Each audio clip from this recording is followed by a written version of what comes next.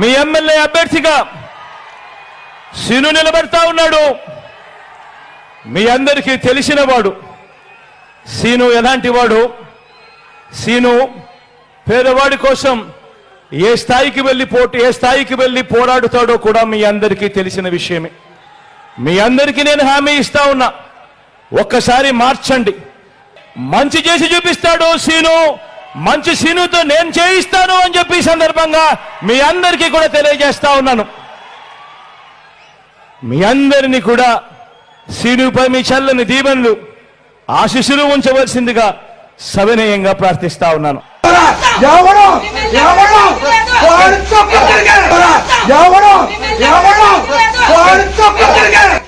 మంచి చేసి చూపిస్తాడు సీను. మంచి సీనుతో నేను చేయిస్తాను అని చెప్పి ఈ సందర్భంగా మీ అందరికీ కూడా తెలియజేస్తా ఉన్నాను. మంచి చేసి చూపిస్తాడు సీను.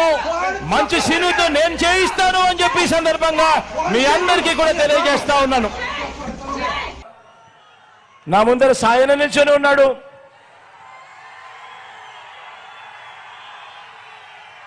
మన పార్టీ ఎంపీ అభ్యర్థిగా తాను నిల్చోబోతా ఉన్నాడు.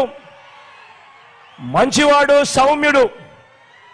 అన్నిటికన్నా ముఖ్యమేమిటి అంటే నాకు అత్యంత సన్నిహితుడు కూడా. మీ ప్రాంతానికి మంచి చేస్తాడు, మీ అందరికీ మంచి చేస్తాడన్న నమ్మకం, విశ్వాసం నాకున్నాయి.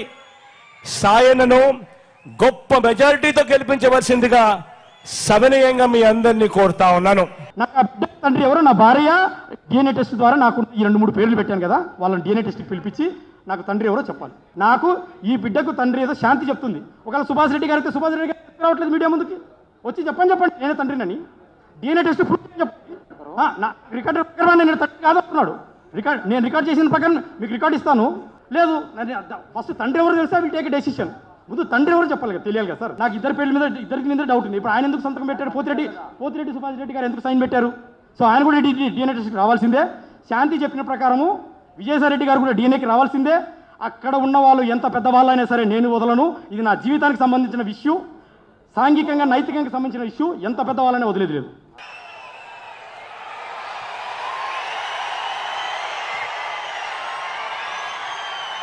సత్తెనపల్లి నుంచి రాంబాబు నిలబడతా ఉన్నాడు. నిజంగా సిద్ధమని మొట్టమొదటి చేయి లేపింది ఎవరైనా ఉన్నారు అని అంటే రాంబాబు దగ్గర నుంచే మొట్టమొదటి చెయ్యి పైకి లేచింది. నిజంగా అంతటి మంచివాడు, అంతటి మంచి గుణాలున్న వ్యక్తి కూడా. మీ చల్లని దీవెనలు అప్పుడప్పుడు నోట్లో నుంచి కొంచెం దురుసుగా మాటలు కొద్దిగా అనిపిస్తాయి, కానీ మనసు మాత్రం వెన్న అని మాత్రం ఖచ్చితంగా చెప్తా నేను. అన్నకు మీ సంపూర్ణ మద్దతు తెలపవలసిందిగా సవినయంగా ప్రార్థిస్తా ఉన్నాను. సరే, తన్నైతే పంపిస్తాను. నేను అదే ఆలోచిస్తున్నా, లేట్ అవుతుందేమో నైట్ అంటే. ఇంకో రోజు వస్తా, లేకపోతే వాళ్ళ వరకు మీరు అది చేయించుకుని పంపించేయండి.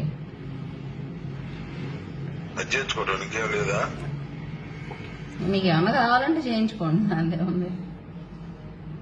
మీకు ఏమైనా కావాలంటే చేయించుకోండి. ఏమేం చేస్తారు? మీకేం కావాలి? మీకేం కావాలి? కాదు మరి ఏం చేస్తారు తెలియదు మాకు. భోజనాలు పెడతారు, కూర్చోబెట్టి తలస్నానం చేయించి భోజనాలు పెడతారు.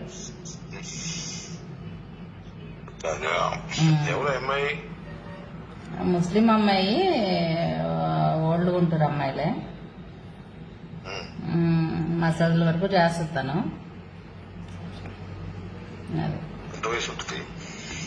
25 అట్లా.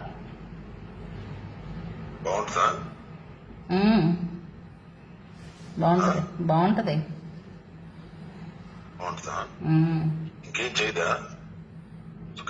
మీకేం కావాలి చెప్పండి.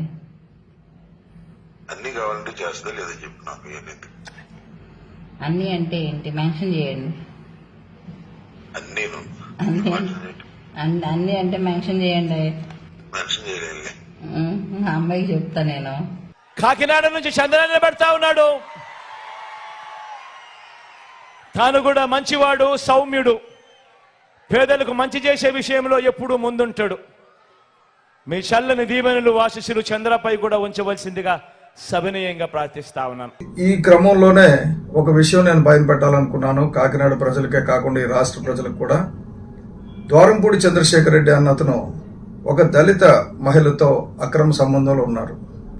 సహజీవనం, మరి అది కరెక్టో తప్పో పక్కన పెడితే, ఆమెకు గర్భవతి అయినప్పుడు ఆమెను తీసుకెళ్లి స్కానింగ్ చేయించి మగబిడ్డ ఆడబిడ్డ తెలుసుకుని ఉంచాలని చెప్పేసి స్కానింగ్ చేయించిన విషయం, అలాగే ఆమెకు డెలివరీ ఎక్కడైంది, ఎప్పుడైంది, ఆ తర్వాత పుట్టిన బిడ్డకి తలనీలాలు ఈయన ఒళ్ళో కూర్చోబెట్టుకుని తిరుపతిలో తీసిన విషయాలు, ఆ తర్వాత గత సంవత్సరంగా ఆమెని విపరీతంగా బెదిరింపులు. ఎందుకంటే ఆమె పబ్లిక్గా నాకు నా లైఫ్ నాకు కావాలి, నాకు గుర్తింపు కావాలి, నేను నీ భారీగా ఉండాలి అంటే అది కుదరదు, నువ్వు మూలన ఉండాలా అన్న పద్ధతిలో ఆయన చేస్తున్న వ్యవహారం.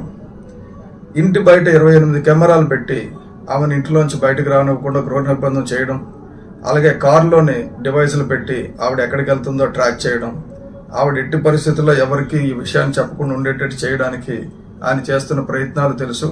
ఒక మహిళ తన హక్కు గురించి, తన బిడ్డ భవిష్యత్తు గురించి బాధపడుతుంది కాబట్టి ఇది నేను పొలిటికల్గా తీసుకోలేదు. ఇది ఆ మహిళ తరపునే నేను జనసేన పార్టీ ఆమెకు అండగా ఉంటుంది, నేను మీడియా ద్వారా చెప్పడం జరుగుతుంది. జనసేన పార్టీ ఏ మహిళకైనా అన్యాయం జరిగితే తప్పకుండా అండగా ఉంటామమ్మా. ఇలా దౌర్జన్యం చేసి బెదిరించి చేస్తే నీకు చట్టం, నీ పోలీసు దగ్గరికి వెళ్తే న్యాయం జరగాలి. లేదబ్బా, టైం వేస్ట్ కదా, నీకు టైం వేస్ట్ అట్లా కూడా నువ్వు టైం స్పెండ్ చేయలేదు. అది కాదు సార్, ఇప్పుడు ఇంట్లో ఉన్న పరిస్థితులు అలా ఉన్నాయి కదా, మీకు తెలుసు కదా, ప్రతిదినం ప్రత్యేకంగా చెప్పాలా? అవన్నీ ఏముందబ్బా, హాఫ్ అన్ అవర్ వస్తున్నాయి.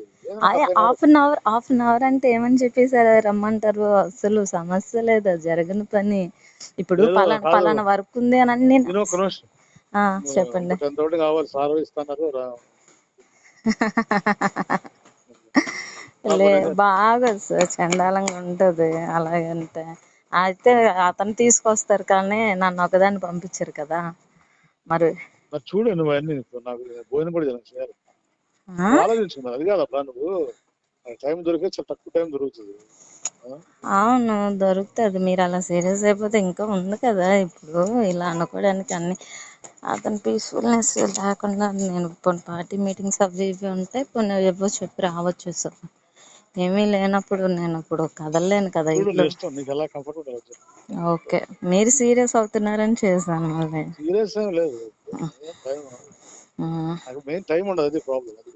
ఓకే, అలాగేం లేదు, టైం వస్తుంది. ఎందుకంటే తొందరపడి మళ్ళీ ఇది తలపోట్లు తెచ్చుకోవటం ఎందుకని చెప్పి